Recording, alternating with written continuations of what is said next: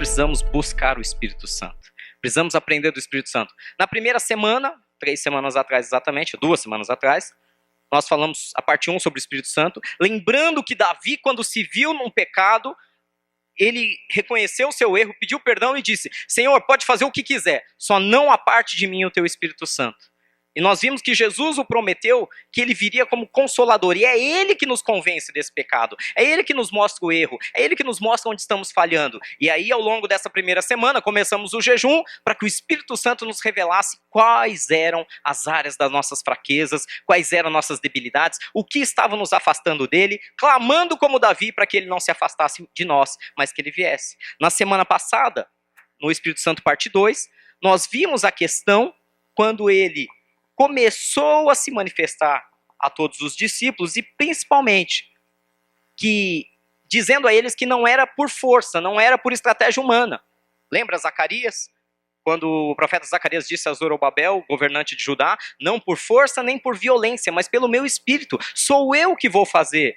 Nós vemos o próprio apóstolo Paulo dizendo, quando eu fui ter com vocês, eu não fui com palavras de vã persuasão, eu não fui com discursos eloquentes, mas eu fui no poder do Espírito Santo. Não são estratégias humanas. E aí nós aprendemos e passamos mais uma semana em jejum orando para que Deus nos ensine a parar de fazer continhas e planos e estratégias humanas, por mais que nós somos habilidosos para isso, porque Ele nos deu habilidade, mas que passasse a confiar nele, e descansar nele, e crer nele. É um paradoxo, né? Deus te deu tanta habilidade, e quando você fala, puxa, eu estou pleno nessas habilidades que Deus me deu, e eu sou grato a Deus pelas habilidades. Aí Ele fala, agora abandona elas e confia inteiramente em mim. Confia no meu Espírito. E hoje nós vamos continuar falando sobre a terceira parte do Espírito Santo. Então, o Espírito Santo, parte 3, nós vamos começar lá no livro de 1 Coríntios, capítulo 12, do versículo 1 ao 14. O texto é um pouco longo, mas vale a pena nós acompanharmos. Então, acompanha comigo aí, seja na sua Bíblia, seja na tela.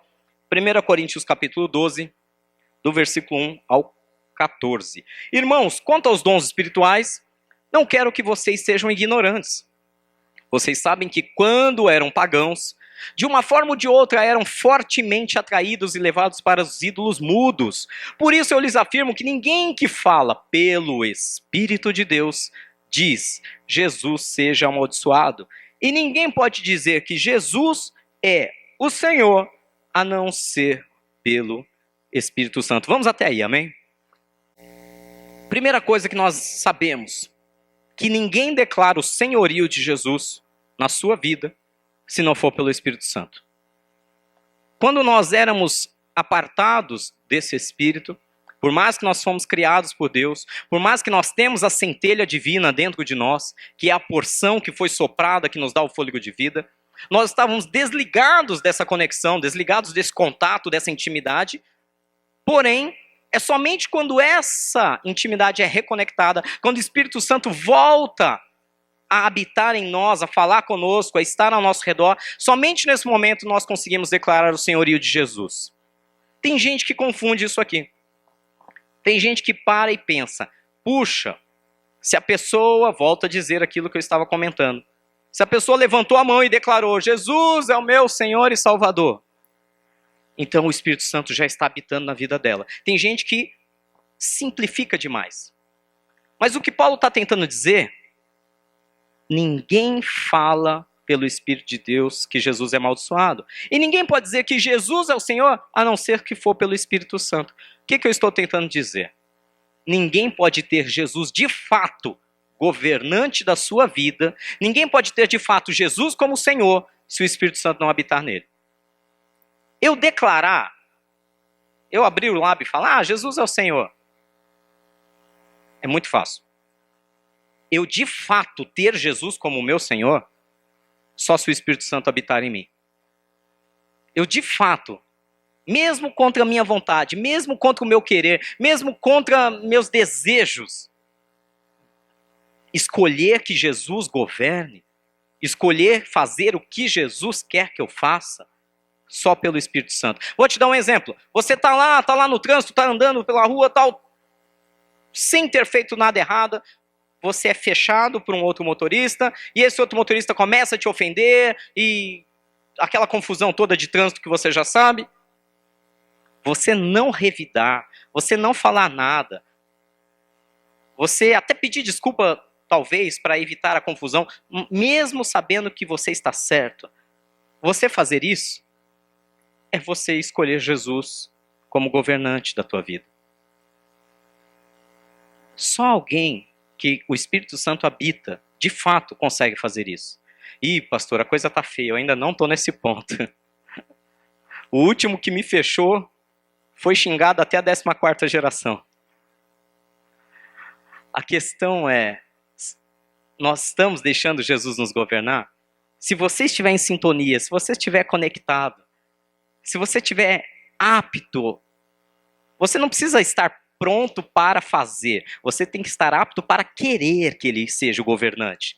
Se você desejar de todo o teu coração que ele te governe, na hora que acontecer a próxima situação, na próxima discussão de trabalho, na próxima discussão em família, se você quiser mesmo que ele governe, ele suavemente, sutilmente vai falar ao teu coração, para.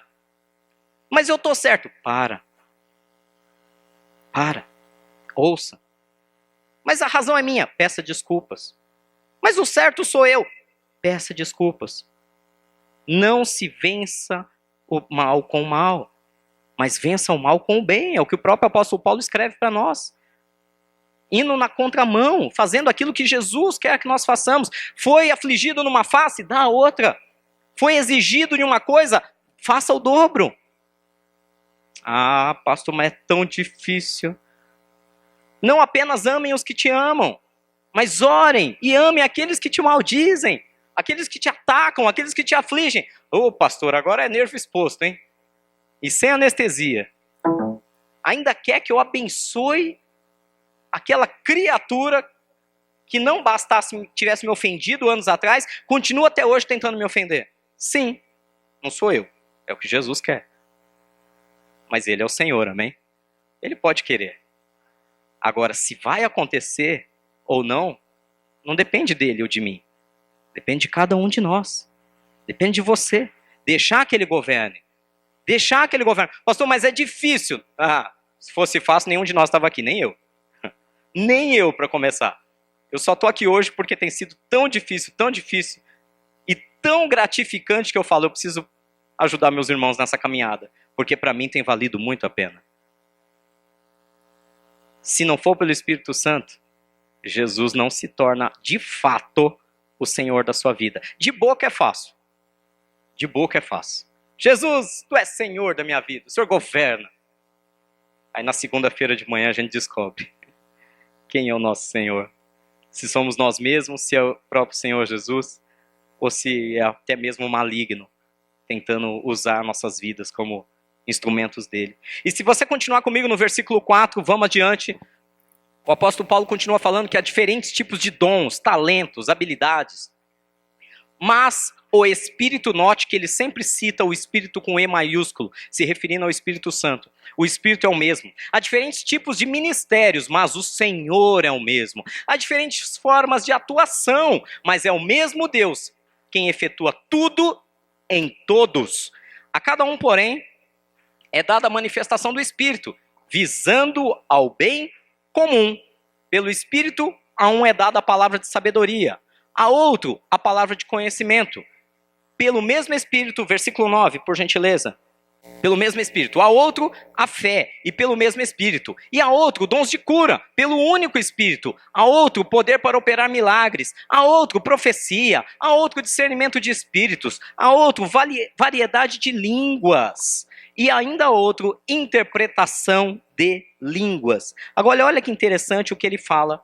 Que todas essas coisas, porém, são realizadas por quem?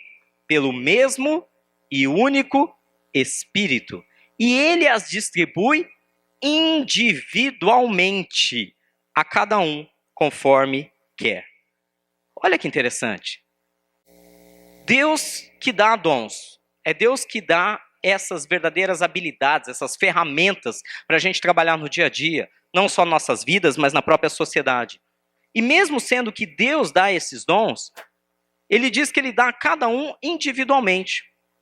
Para um ele dá profecia, para outro palavra da verdade, para outro palavra de conhecimento, para outro dons de línguas e para outro interpretação de línguas, outro dons de cura, sinais, maravilhas. Por que Deus nos capacita individualmente? Você já parou para pensar nisso? Você já parou para meditar? Que hoje, se a gente parar para pensar na chamada igreja contemporânea, o que nós estamos vivendo, nós temos cerca aí de 10, 15% no máximo de pessoas que estão servindo as demais com seus dons. Por exemplo, aqueles hoje que estão lá trabalhando no Ministério Infantil, enquanto nós estamos aqui ouvindo a palavra, eles estão ali servindo aos pais e aquelas crianças principalmente, através dos seus dons. Aqueles que estão aqui tocando, cantando, durante o tempo do louvor, da adoração, eles estão servindo a Deus e servindo a igreja através dos seus talentos, dos seus dons. Cada um, aquele que te recebe na porta com um sorriso, que te abraça, aquele que deixa o banheiro limpo, odorizado, com papel, com tudo, com sabonete, aqueles que cuidam de cada detalhe. Cada irmão serve a Deus com seus dons. A própria habilidade, eu posso até citar aqui, aquelas pessoas que sempre ficam por trás e que ninguém às vezes valoriza. A própria habilidade do Gabriel, com computação, com som, que fica ali sempre na projeção, na mesa, no audiovisual. Cada um servindo aos seus irmãos com dons. Não é somente o pastor que sobe e prega. Mas tem algo interessante se você parar para fazer uma conta. Se você fizer uma conta e juntar todas essas pessoas que eu falei, diaconia, infantil, louvor, projeção, audiovisual, intercessão, você vai ver que, via de regra, é um número muito pequeno perto do tamanho das igrejas. Só que Deus diz que Ele deu dons individuais para cada um. Onde eu quero chegar com isso? Todos vocês, cada um de vocês, cada um de nós, recebemos dons e talentos de Deus. Todos, sem exceção. Pastor, eu recebi dom de Deus? Recebeu. Qual é? Não sei. Cabe a você e Deus descobrirem, trabalharem e trazerem à tona esses dons. A questão é que Ele trouxe dons individualmente para cada um. Agora vamos supor que você não seja uma pessoa polivalente. Você não tem todos os dons do mundo. Você tem alguns. Você pode ter 1, 2, 3, vários. Nós temos lá a parábola dos talentos, lembra? Quando Jesus diz que entregou um talento na mão de um, aquele lá foi, enterrou, ficou com medo de perder aquele talento e guardou para quando o seu senhor voltasse. Ele deu 5 para outros, deu 10 para outro. Aqueles que tinham mais, eles trabalharam e multiplicaram os seus talentos. Então, quantos e quais são os seus dons e talentos, eu não sei. Deus e você o sabe. Se você ainda não descobriu, trabalhe para descobrir qual é o seu dom, qual é o seu talento, ou quais são os seus dons e talentos. Porque um dia esse senhor da seara voltará e vai perguntar: o que você fez com os dons e talentos que eu te entreguei? O interessante é que é o Espírito Santo que dá, e ele dá para cada um. De que maneira? Individualmente. Você já parou para pensar por que ele dá o dom de cura, talvez? Vamos dar um exemplo. Talvez ele entregue o dom de cura lá para o Sérgio. E ele me dá o dom de profecia, por exemplo. Só que de repente eu fico enfermo. Qual é o dom que eu preciso nessa hora? De profecia? Sim ou não? Não. Qual é o dom que eu preciso quando eu estou enfermo? De cura. E por mais que eu ore por mim mesmo, talvez Deus ouça a minha oração, porque Ele ensina pela palavra daquela juíza, daquela senhora inoportuna, que ficava lá no juiz: julga minha causa, julga minha causa, julga minha causa. E chegou um momento que por tanto pedir, por tanto ser inoportuna, o juiz acabou ouvindo o que ela queria. Pode ser que uma hora Deus me ouça. Mas, se eu quero ser mais rápido, mais prático, mais eficiente, se eu quero ver a ação de Deus através de um sobrenatural, é muito mais fácil que no momento da enfermidade eu peço para que quem ore por mim? Quem tem um dom de cura. Vocês estão me entendendo, amém? Deus vai nos entregar dons individualmente. não apenas para servir a nós mesmos individualmente. Mas o mais lindo de Deus é que Ele vai colocar uma habilidade e um talento na vida de cada um, de tal maneira que você não fique com o seu dom para você retido ou enterrado, mas que você traga ele à tona para abençoar o outro. E quando que você é abençoado? Quando o outro usa o dom na sua vida. Amém? Quem faz isso? O Espírito Santo. Portanto, eu já vou direto na lata. Meu irmão, minha irmã, se você ainda não sabe, ou se você já sabe, mas está enterrando o teu dom e talento, passou da hora de clamar para que o Espírito Santo o avive, o renove e deixe usar os dons que ele entregou para você para abençoar a outros. Ah, pastor, mas dá trabalho ajudar os outros. Dá trabalho. Seja bem-vindo ao cristianismo. Dá muito trabalho, mas a alegria, a satisfação de ver o trabalho concluído não tem igual. Dá trabalho criar filhos? Você que é pai e mãe, dá trabalho, sim ou não? Não, pastor, não é moleza. Tá bom. Então você não está fazendo direito, desculpe. Dá muito trabalho. Mas não dá muita alegria? Não dá muita satisfação? Não dá muito orgulho quando você vê eles se tornando aquilo que nem você esperava? Superando as suas próprias expectativas? É a mesma coisa. Quando Deus entrega, quando o Espírito Santo ele quer entregar dons, e ele quer entregar para cada um individualmente, mas ele não quer que você fique com aquilo lá perdido, ele quer que você trabalhe e faça esses dons fluírem na vida de outros. Se você continuar a leitura comigo, vamos lá no versículo 12, 1 Coríntios capítulo 12, também do versículo 12. Ora, assim como o corpo é uma unidade, embora tenha muitos membros, e todos os membros, mesmo sendo muitos, formam um só corpo, assim também com respeito a Cristo, pois em um só corpo todos nós fomos batizados em um único Espírito. Quer judeus, quer gregos, escravos, livres, e a todos nós nos foi dado de beber de um único Espírito. O corpo não é composto de um só membro, mas de muitos. A terceira parte sobre o Espírito Santo que nós estamos conversando hoje se trata do plano do Espírito Santo. E o plano dele se chama unidade. Eu preciso de você. Eu preciso de cada um de vocês para que o Espírito Santo flua na minha vida. Cada um de vocês precisam uns dos outros no Espírito. Todos somos batizados no mesmo Espírito. Todos recebemos de beber do mesmo Espírito. E enquanto a igreja de Cristo na terra, não estou falando só aqui do aprisco, enquanto a igreja de Cristo na terra não entender que o único Espírito quer usar um na vida do outro para abençoar, para frutificar, para multiplicar, enquanto não acabarem as divisões, enquanto não acabarem as desavenças, enquanto ficarem as brigas teológicas, por A ou B, porque eu penso, eu acho, eu creio, enquanto ficarem isso, o Espírito Santo não pode fluir. Eu sei que talvez essa palavra possa ser um pouco pesada para quem está começando, para quem está entrando pelas primeiras vezes pela porta da igreja, porque a pessoa vai pensar, mas eu nem conheço ninguém, como que eu vou ter que me dispor a ajudar pessoas que eu nem sei quem são? Mas essa é a graça do Espírito Santo. Ele fala no livro de Salmos que ele faz com que o solitário ande em família. Ele fala que Jesus é o irmão primogênito de todos os seus filhos adotivos. Nós todos somos filhos adotivos de Deus. Pastor, mas eu não fui criado por Deus, eu não sou filho legítimo.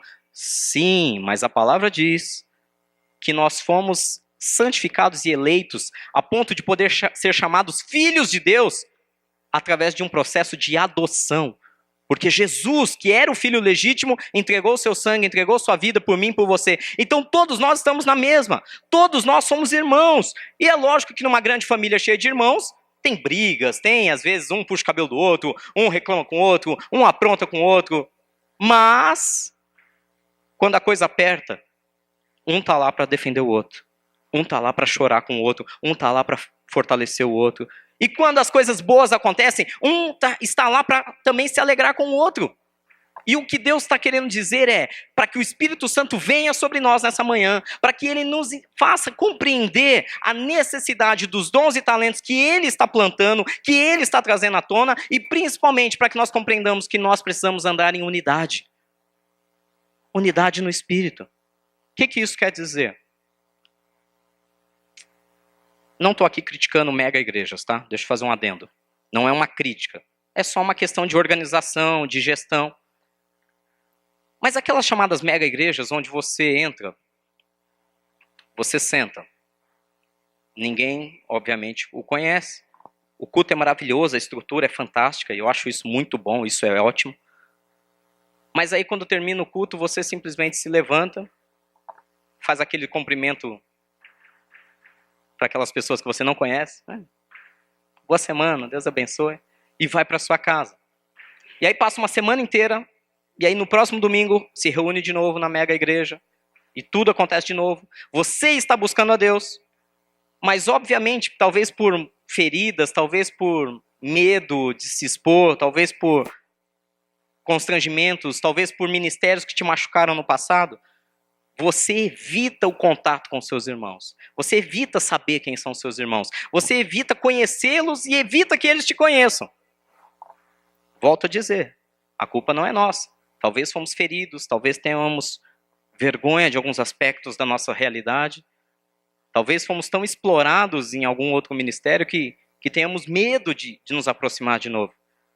Mas quando isso acontece, você tem ainda um contato com Deus, você continua buscando a Deus, mas os dons que Ele te deu para servir os seus irmãos, e os dons que Deus deu para os seus irmãos para te servir, não estão funcionando.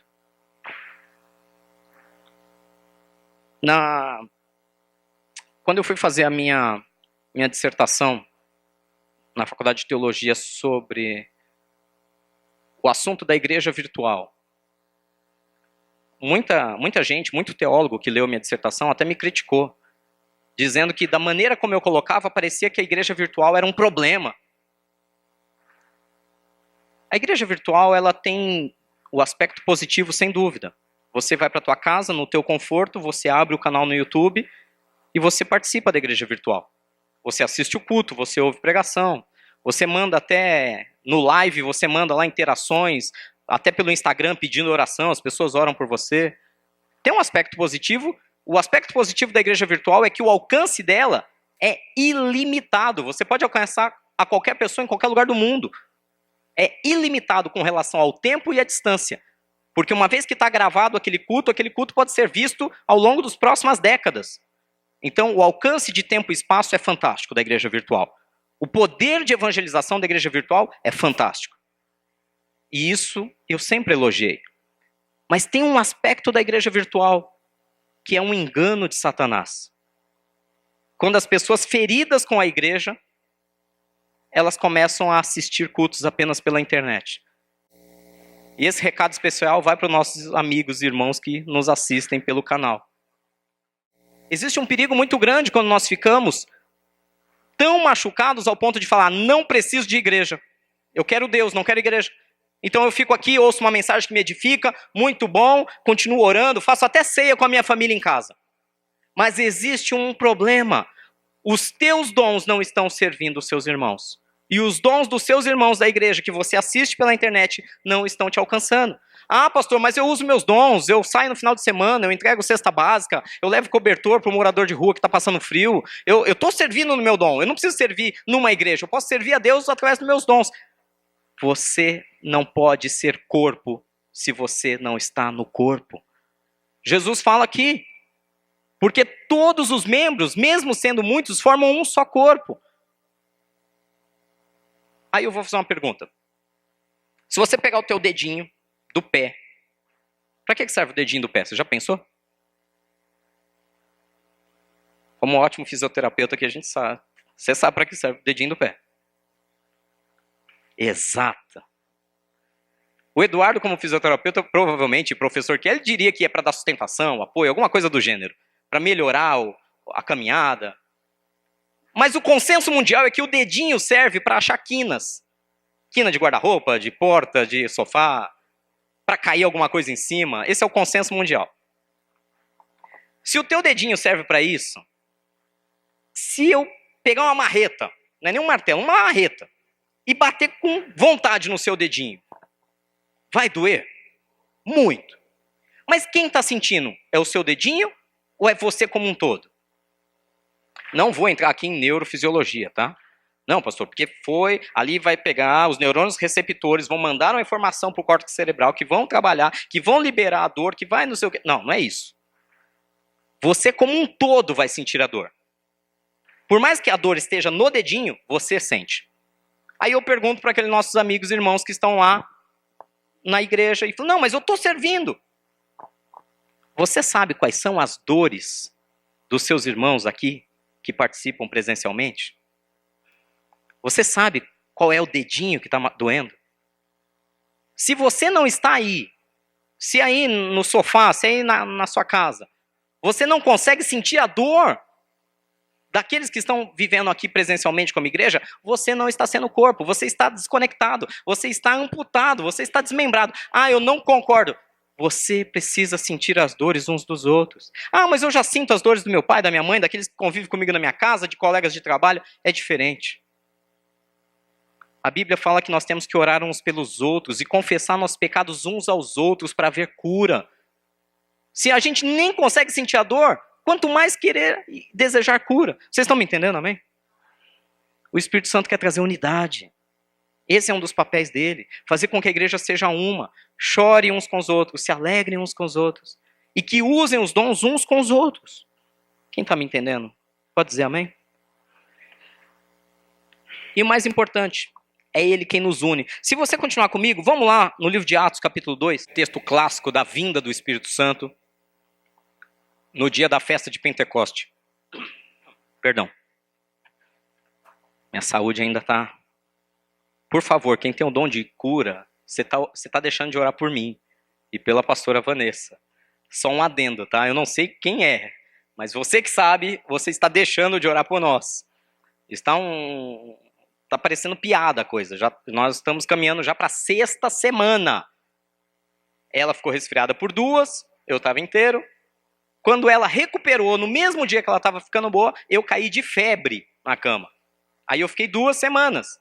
E quando eu estava recuperando, ela ficou de novo. E agora, de novo, ela está melhorando. E quem está piorando de novo?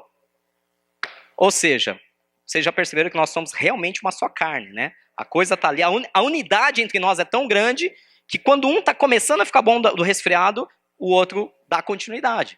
Então, por gentileza, você que tem o dom de cura, você está deixando de exercer a sua função. Você precisa orar por nós. Está vendo como é importante? Pastor, vai no médico, vai tomar remédio. Já fizemos tudo que você imaginar. Médico, medicação, tá tudo bonitinho. Daqui a pouco eu não tenho mais fígado de tanto tomar medicação. Mas o resfriado tá. Talvez é porque Deus queira usar alguém mesmo. Não tô de brincadeira. Vamos lá. Então, o dia de Pentecoste era o dia da festa de Pentecoste, uma festa judaica, quando estavam todos reunidos, todos os seus discípulos de Cristo. Jesus já tinha subido aos céus, já tinha ressuscitado, ficou com eles vários dias, cerca de 40 dias, então subiu aos céus e disse que enviaria o Espírito Santo. Quando chega em Atos capítulo 2, chega no dia de Pentecoste, estavam todos. Eles estavam fazendo o quê? Reunidos. Onde? Num só lugar. O que essa expressão, todos reunidos num só lugar, te traz a ideia? Todos. Eram vários, mas nenhum faltava. Eles estavam reunidos. Estavam ali, juntos, compartilhando coisas. E não era na rede. Não era na internet. Eles estavam num local físico. E de repente veio do céu um som, como de um vento muito forte, e encheu toda a casa na qual eles estavam assentados. E viram que parecia línguas de fogo, que se separaram e pousaram sobre cada um deles. Ó, de novo a distribuição individual. Todos ficaram cheios do Espírito Santo e começaram a falar em outras línguas, conforme o Espírito os capacitava. Ou seja, onde eu quero chegar nessa temática de hoje, que quando nós buscamos o Espírito Santo, Por mais que você receba até um batismo no Espírito Santo, receba um dom de línguas lá no teu quarto, isso pode acontecer e é muito comum de acontecer lá na sua casa, no teu momento de maior intimidade com Deus. Por mais que isso aconteça, se você não estiver unido com o corpo, não tem propósito, não tem o porquê. Deus nos dá dons para quê? Deus te deu talento para quê? Deus te deu habilidade para quê? Lembrei de uma piada infame daquele menininho da internet que diz que boca foi feita para comer. Tem um propósito. A mãe dele tá... Vocês conhecem esse vídeo? A mãe dele tá brigando com ele. Você vai comer de novo? Boca foi feita para comer. Eu fui feito para comer. E comida foi feita para comer. Ou seja, por mais infame e cômico que seja, é o propósito da comida. É o propósito, um dos propósitos da boca. Deus te deu dons e talentos. Para quê? O que você vai fazer com eles? Quando estamos todos reunidos, num só pensamento, numa só fé, num mesmo batismo, num só espírito, ele começa a operar tudo em todos e através de todos. Onde eu quero chegar? A tua resposta está talvez na vida do teu irmão aí ao seu lado. Alô? Amém? Já parou para pensar que talvez aquilo que você está procurando está mais perto do que você imagina? Deus quer usar alguém que está perto de você e você está passando despercebido? Está na hora de trazer à tona. Está na hora de você orar e falar: Espírito Santo, me enche, me revela, aviva os dons que o Senhor entregou para mim. Deixa eu ser útil na vida de alguém, do meu marido, do meu filho, da minha esposa, do meu irmão, do meu pai. Deixa eu usar os dons na vida dos irmãos da igreja, daqueles que trabalham comigo, daqueles que estudam comigo, daqueles que se divertem comigo, que têm lazer ao meu lado. Espírito Santo, flua através de nós. Eu quero pegar só o finalzinho dessa frase, desse versículo 4. Conforme o Espírito os capacitava. O que Deus está te capacitando a fazer?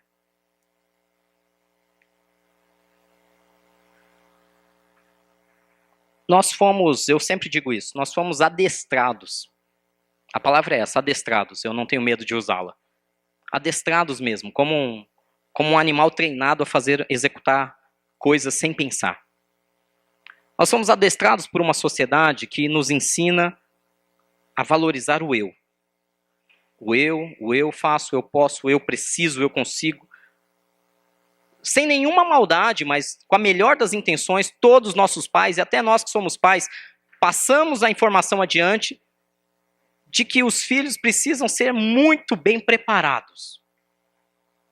Precisam falar, no mínimo, 3 idiomas fluentes, precisam ter uma boa estrutura educacional, precisam ter um consciente de inteligência fantástico, precisam ter dons e habilidades com música.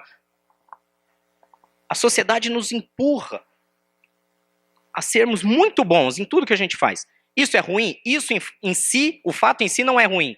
O que é ruim é a motivação que está por trás disso. Qual é a motivação? É uma disputa. É uma competição acirrada lá fora. Então a motivação é: seja muito bom, porque você precisa estar à frente de outros. Porque você precisa passar outros nessa corrida. Porque para que você tenha, de fato, uma vida digna, você vai ter que estar no topo das cadeias.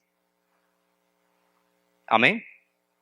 Assim nós somos treinados inconscientemente pela sociedade e, como consequência, pelos nossos pais, e nós passamos isso adiante para os nossos filhos.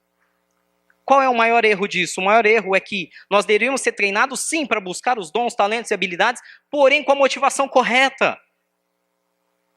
Todos nós somos um. Esse planeta, quando desmata aqui, existem consequências do outro lado do hemisfério. Quando animais entram em extinção, nós temos todo um ecossistema alterado. Que por mais que, mas o rinoceronte cor de abóbora da Tanzânia entrou em extinção. O que eu tenho a ver com isso? Você nada. Mas aquilo é o chamado efeito borboleta. Aquilo vai afetar o ecossistema direto dele, que vai trazer problemas, que pode trazer à tona um monte de situações que um dia alguma geração nossa aqui vai ser afligida por isso. A história das abelhas, né? Ah, todo mundo está ouvindo que as abelhas estão morrendo. Estão mesmo. Ah, mas abelha é aquele bicho chato que quando eu tô lá na feira tomando meu caldo de cana, ela fica rodeando meu copo. É comprovado que 70% aproximadamente de tudo que você e eu comemos de origem vegetal, se não existisse abelha, não existiria para a gente comer também. Elas são responsáveis, são as maiores polinizadoras do mundo. E se um dia, eu acredito que isso não vai acontecer, mas se um dia abelhas entrassem em extinção, simplesmente o plantio e o consumo de alimentos de origem vegetal ia entrar em declínio, ia acontecer uma crise mundial de alimentação. O que eu estou tentando dizer com isso? Enquanto nós disputamos, enquanto o ser humano, longe de Deus, fica disputando por cargo, por poder, por política, por dinheiro, enquanto não houver uma unidade no espírito, nós vamos ser sempre, literalmente, influenciados pelo maligno, para passar a perna, para passar por cima. Não, pastor, mas eu sou cristão, eu estou no mundo ali, eu estou tocando meu negócio, meu serviço, minha empresa, mas eu faço de maneira ética, cristã. Sim, mas é natural que você queira que o seu negócio cresça e que passe por cima de outros, não atropelando, não de má fé, mas você quer que você se destaque. Inclusive, essa tem sido a temática de uma série de igrejas desde a década de 80. Vem cá, meu irmão, Deus te fez para vencer. Ó, Ele vai entregar um negócio na sua mão e você vai ser o melhor na tua área. E eles falam de uma maneira exaltada isso. Como se, olha, tá vendo? Foi Deus que me deu. Por isso que eu sou bom, por isso que eu sou o cara na área que eu atuo. Quando na verdade deveria ser, tá vendo tudo isso? Isso não é para mim, é para servir a comunidade. Isso é para servir a sociedade. Isso é para abençoar a vida daqueles que precisam. O conhecimento que Deus está me dando é para levar adiante e salvar outros. Vocês estão entendendo, amém? O Espírito Santo quer trazer unidade. E eu, sem medo nenhum, digo que até mesmo nas igrejas está faltando isso. Até mesmo nas igrejas. É cada um por si. É cada um por si. E pastor, o que você está falando? Você está pregando socialismo? Não, nada disso. Esquece isso. Não estou falando disso, não. Eu estou falando de unidade, de um cuidar do outro, de um zelar pelo outro, de um ajudar o outro, de um pensar no outro. A palavra de Deus não fala, ninguém pense de si mais do que convém, mas considere o seu próximo superior a si mesmo. Meu Deus, como é difícil viver isso numa sociedade que disputa e que quer alcançar mais e mais a cada dia. Nós olhamos muito para nós. E o que o nosso Senhor e Salvador fez ao vir para esse mundo foi abrir mão de quem Ele era. E Ele era Deus, hein? Não era qualquer um, não. Ele abriu mão da sua divindade, abriu mão do seu poder, abriu mão da sua glória e veio para esse mundo sacrificar por mim e por você, para que nós, como um todo, tivéssemos vida nele. Ele deu o exemplo. No seu último momento antes de ser traído, ele pegou os seus discípulos e ele lavou os seus pés, dizendo, eu vim servi-los. E eu só vou ser glorificado de fato se eu cumprir. Lembra, Pedro disse para ele, Senhor, não, o Senhor não pode fazer isso, é só o escravo mais baixo de uma casa que lava o pé de alguém. O Senhor não pode lavar os meus pés, eu não aceito isso. O Senhor é muito acima. O Senhor é Deus, o Senhor não pode fazer isso. E Jesus falou, eu tenho que fazer. Porque se você não deixar eu lavar o teu pé, você não tem parte comigo. Se você não deixar que eu te sirva, você não tem parte comigo, Pedro. Se nós não servimos uns aos outros, nós não temos parte com o Espírito Santo de Deus. Se eu não subir aqui para pregar, se eu não gastar horas orando, preparando uma mensagem, e mesmo com minhas falhas e limitações, eu sei que não sou o melhor comunicador do mundo, mas mesmo sabendo de tudo isso, se eu não subir aqui e não passar isso para vocês, se eu não servi-los de alguma maneira, eu não tenho parte com vocês. Se você que tem um dom da cura que não está orando por mim, pela pastora, não orar por nós, nós precisamos, mas tem que ser no Espírito. Tá, pastor, o que eu ganho com isso? Que é a primeira pergunta do nosso adestramento, né? E se eu servir ao outro, o que eu ganho? Lembra o que ele falou para Pedro? Senhor, larguei tudo, abri mão de tudo para te servir. E ele virou para Pedro e falou o quê? Olha, aqui nesse mundo, 100 vezes mais. Mas isso não é o mais importante. O importante é o que vem depois, a vida eterna. Pastor, quer dizer que dá para ganhar 100 vezes mais? Dá. Às vezes você serve a um. E Deus levanta 100 diferentes que vão te servir de maneiras diferentes. Te ajudando, te ouvindo, te aconselhando, chorando junto, orando junto, rindo junto, se divertindo, tendo lazer junto. Deus levanta pessoas. Eu sei que você talvez não parou para prestar atenção, mas até um amigo de academia, de esporte, é alguém levantado por Deus para que você seja abençoado, para te servir junto. Deus usa. Deus usa pedras para falar se for necessário. Deus usou um jumento, literalmente. Lembra da história de Balaão? Balaão, profeta, foi lá, fez besteira, estava indo no caminho, de repente um jumento apareceu para ele e começou a falar com ele. Deus usou a boca de um jumento para falar com Balaão. Falando em jumento, Sansão, só com a mandíbula, a queixada de um jumento, derrotou quantos? Nem lembro agora. Alguém lembra o número? 1000? Não lembro. 100? Perdão, não lembro mesmo. Tinha um pastor muito famoso, professor de teologia chileno, super conhecido nos Estados Unidos, Dario Salas, e ele falava, se Sansão só com a mandíbula de um jumento derrotou tantos, imagina o que Deus faz com um jumento inteiro. Foram 1000, né? Eu não lembrava se eram 1000 ou 100. Muito obrigado, Eli. Deus pode usar, Deus quer usar. Se Deus usou até o jumento para falar com Balaão, imagina o que ele não pode fazer conosco, que não somos jumentos, que somos criados à imagem e semelhança do próprio Deus. Ele quer fazer isso através da tua vida. E para a gente finalizar, livro de Lucas, capítulo 11. Pastor, como eu começo? Bom, começa se engajando no jejum. Não, mas já tem 10 dias, não tem problema. Faz jejum de 30, de 29, de 28. Entra no vagão. Pega essa composição e segue, meu irmão. Não é questão se você está fazendo 40 dias, ou 30, ou uma semana. Está chegando agora? Entra na composição. Entra no jejum. O que tem te afastado de Deus? O que tem impedido você de buscar o Espírito Santo?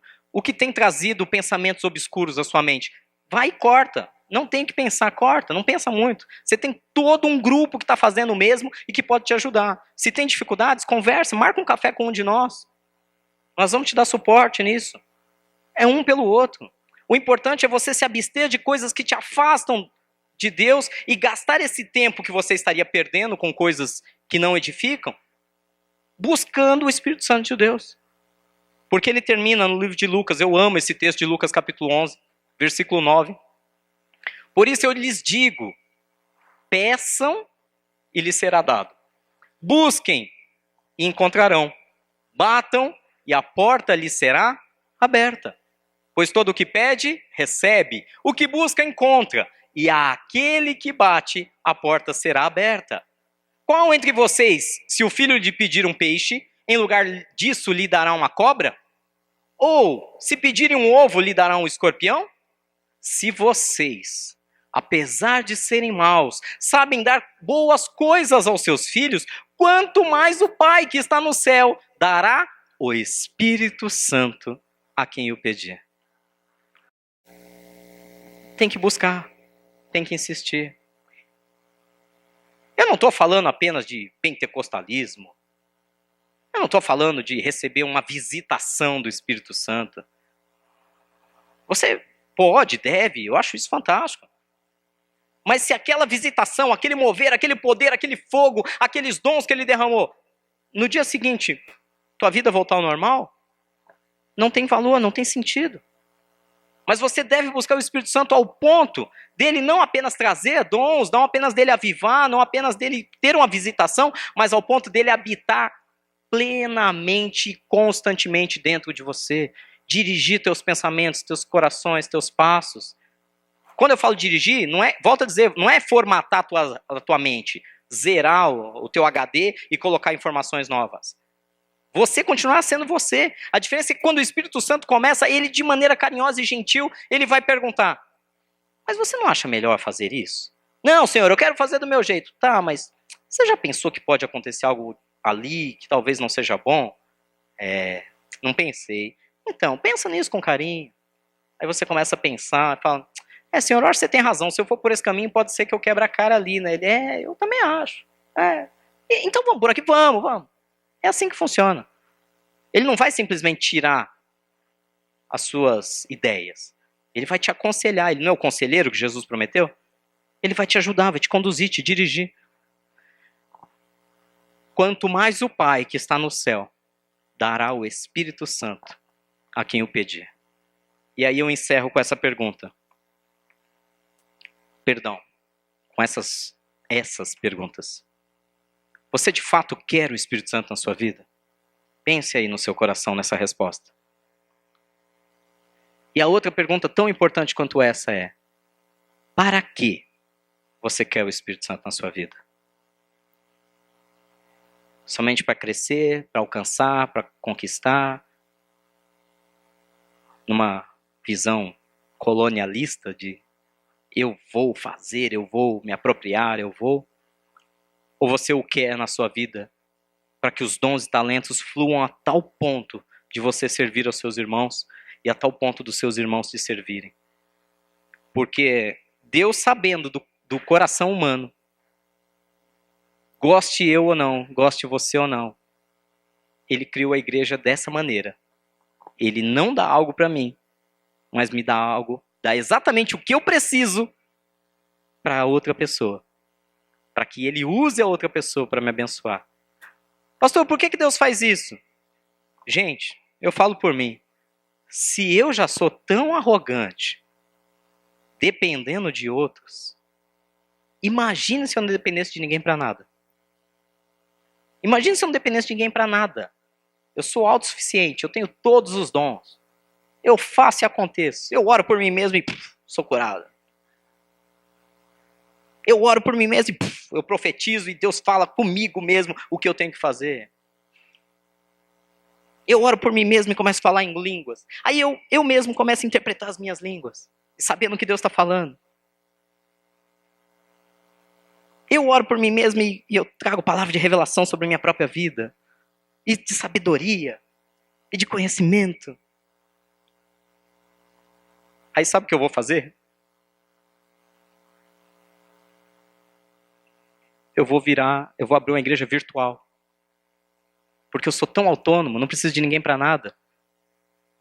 Perdão, nem igreja virtual vou abrir. Para que eu vou pregar? Eu prego para mim mesmo, em casa, sozinho ali, no meu quarto. Eu oro por mim mesmo, eu faço tudo por mim mesmo. Eu faço Santa Ceia comigo mesmo. Porque eu sou independente.